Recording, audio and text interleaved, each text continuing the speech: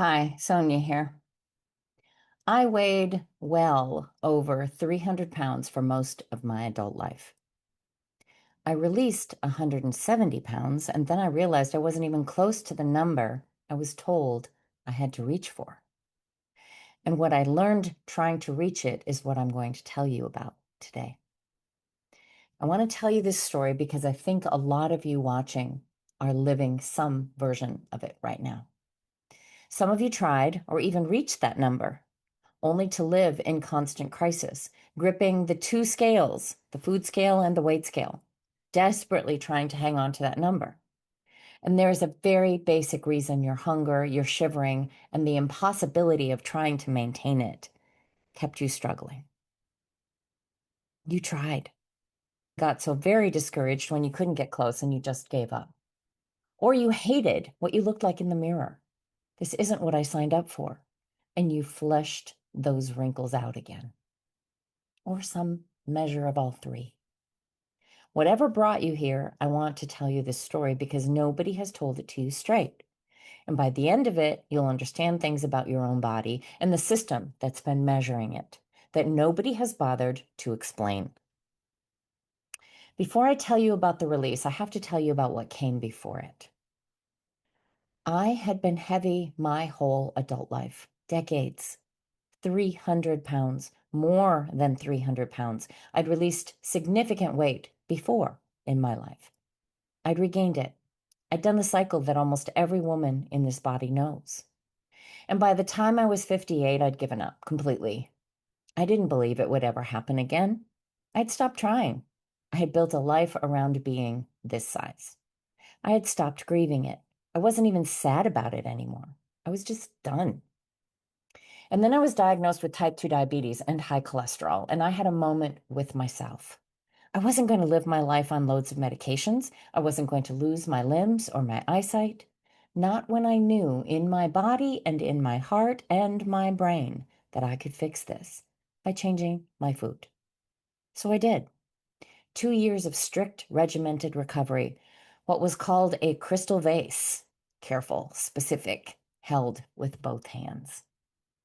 And then this thing happened that I had not expected, that I had stopped believing was possible, that I had genuinely given up on.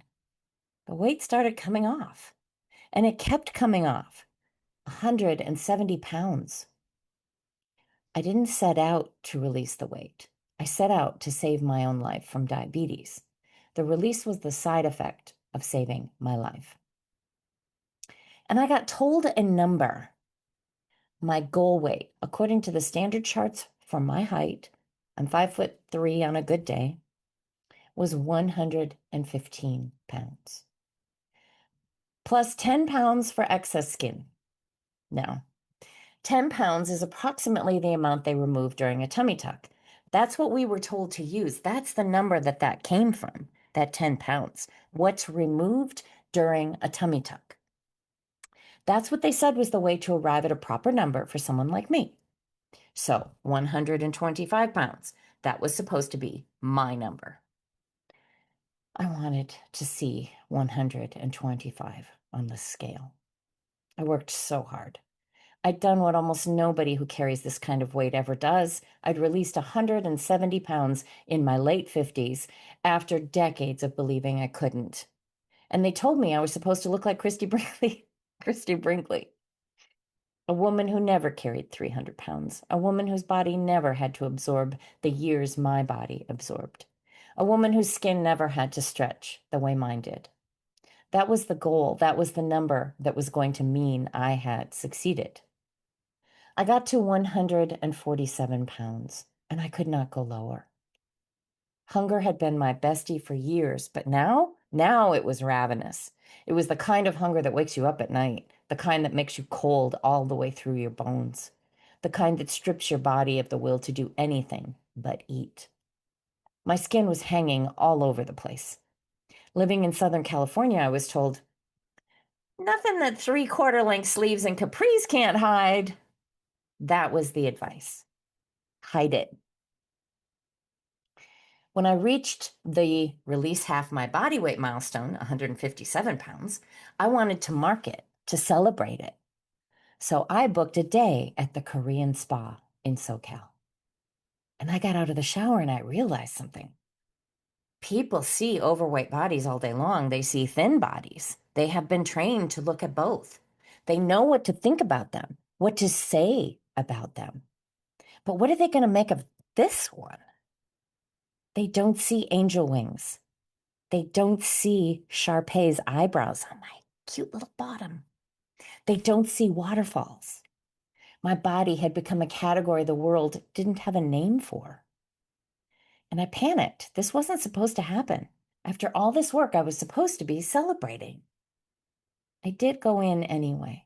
And eventually I realized most people had better things to do than stare at me. But the moment of panic was real.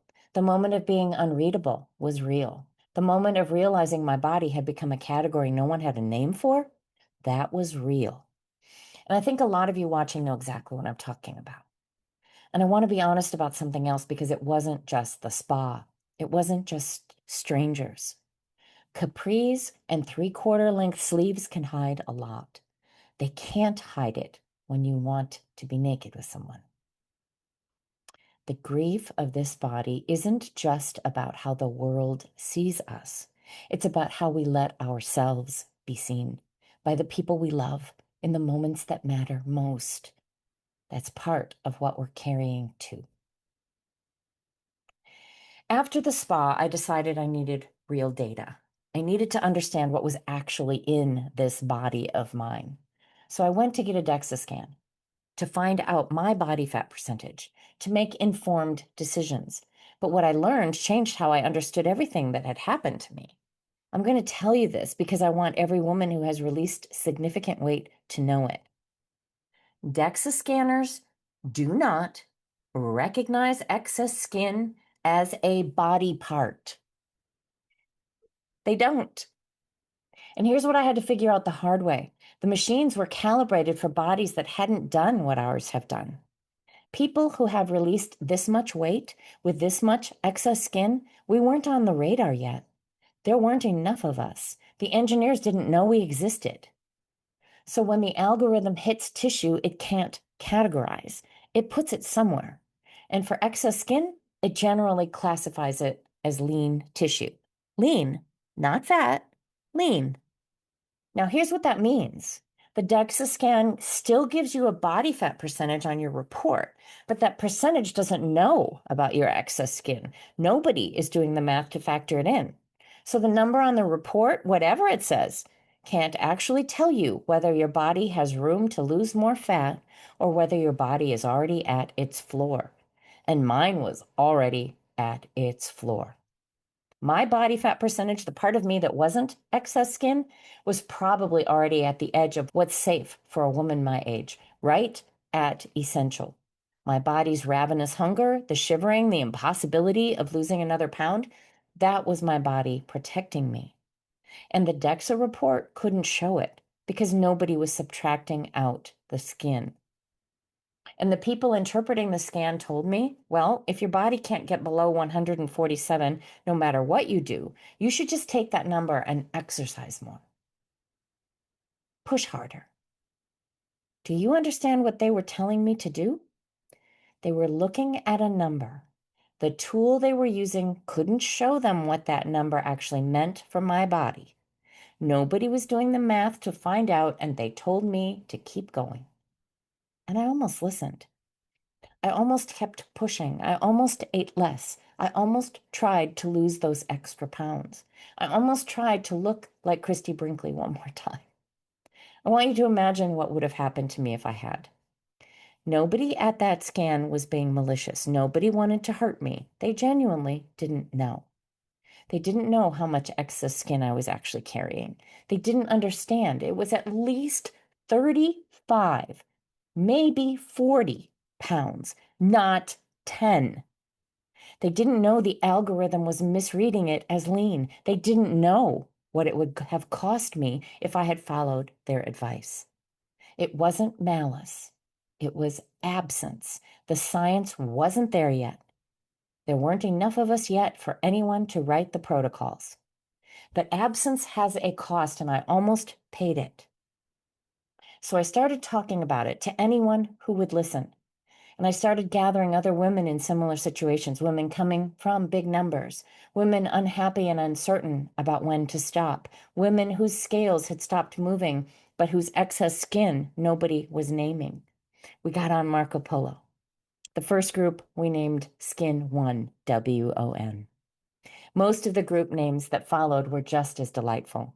Skin, 2, TOO, triple skin, 4 bits. We had 10 groups. And we shared videos of our angel wings, our waterfalls, our Shar-Pei's eyebrows. We started to see what deflated skin in other women looked like. So powerful, so cathartic, such a blessing. We weren't alone anymore. We had accomplished something incredible. We were sharing it with each other, loosening the shame, releasing it. We became skin sisters. And then we started looking at the logic of it, the math. Because if our bodies were carrying excess skin and the scales and BMI calculators and DEXA scans weren't accounting for it, could we account for it? Could we figure out a real number for our bodies? So we came up with a formula based on the differentiation between what our bodies would have been had we not added all that excess weight versus how long we had held onto it. A loose formula, pun intended, and boy, howdy, was it accurate. My friend Cindy Reineman Marsh and I worked on this together. We did the math, we refined it, tested it on our own bodies, validated it on dozens of others. And then the Skin Sisters started sending me their DEXA scans, hundreds of them, so we could triangulate what the formula said versus what the scans said versus what their bodies were actually doing. Across 10 Marco Polo groups, more than 150 women, none of this was published, none of it was credentialed, none of it was endorsed by any program or doctor, because at the time, we were anomalies. The science hadn't gotten to us. We weren't being suppressed, we just weren't on the radar. So we did what people in our position have always done. We figured it out among ourselves. It was just true. For years, the Skin Sisters and I kept working on those Marco Polo groups, comparing notes, validating the formula, refining it against new bodies, new DEXA scans, new stories. And life moved on. The original groups ran their course. I went on to build new community spaces, the Magic Membership. I wrote a book, Thinking Outside the Box. I created a program called the Advanced Recovery Project, the work in front of you now. And in all those years, I kept watching.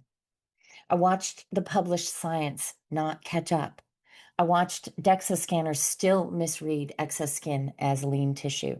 I watched doctors still tell women to add 10 pounds and exercise more. I watched women dive far too low. I watched women lose far more body fat than was safe, chasing numbers that were never theirs.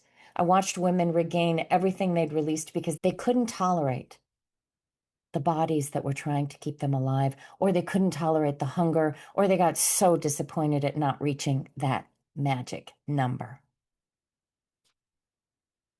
And I kept saying, someday I will teach this publicly. Someday I will sit down with everything I've learned and put it on a stage. It's been far too long. I've seen far too many women trying to push past their floor. It's time to share all of this. Which brings us to June 3rd. On Wednesday, June 3rd at 4 p.m. Pacific, I'm running a live workshop, 90 minutes. It's called Breaking the Spell of the Scale. In those 90 minutes, I'm going to walk you through what the Skin Sisters and I figured out together. I'm going to give you a simple formula, one you can do on a piece of paper with your own numbers in about 10 minutes, that gives you a real physiological floor for your body, the body you actually have, not the body the chart says you should have. And I'm going to walk you through why the tools you've been measured by have been leaving women like us behind. The scale, BMI, DEXA scans, health apps, why none of them were built for the bodies we live in, and why the answer was never going to come from any of them. It was going to come from doing the math ourselves. We'll also cover the architecture under your excess skin, the interstitium, the body-wide system science just officially confirmed exists. The brain science of why arriving at any number wouldn't have given you what you were chasing. And the maintenance reality nobody is talking about yet. You will walk out with a real number for the body you actually have, and you will walk out knowing what to do with the scale, how to use it in a healthy way, releasing that pipe dream goal weight that was never your number to begin with honor and care for your dear heart. We have enough hits against us. We don't also need to be reaching for an impossible dream number that can't exist in reality. If you're watching this and you have lived in a body that doesn't fit any chart, a body that did the work and still carries the evidence, I want you in the room with us on June 3rd. If you have been told to add 10 pounds and exercise more, if you have hidden in 3/4 sleeves and capris, if you have gone to a DEXA scan hoping for an answer and gotten a verdict instead, if you have looked in a mirror after releasing significant weight and wondered if your body has become unreadable, I see you.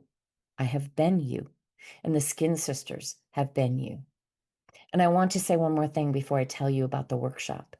The body you carry isn't evidence of failure. It's evidence of every legitimate reason you ate. You ate to keep your kids safe. You ate to stay sane in marriages that asked too much. You ate to survive grief. You ate to manage the unmanageable. You ate because food was the only thing that worked when nothing else did. Every one of those reasons was legitimate. Your body did exactly what bodies do when we ask them to absorb what we can't otherwise carry. So when you look at your angel wings, your waterfalls, your Sharpay's eyebrows, you're not looking at failure. You're looking at the receipts for everything you carry that nobody else could see. They are badges of honor, earned. This workshop is the work we did together, finally taught publicly. It's $22, free for Magic membership and ARP members. And if you want to bring a guest, use the code SKINSISTER at checkout for 50% off. And when you register, you'll also receive a deep dive research paper I've been working on. It covers everything in the workshop in much more detail.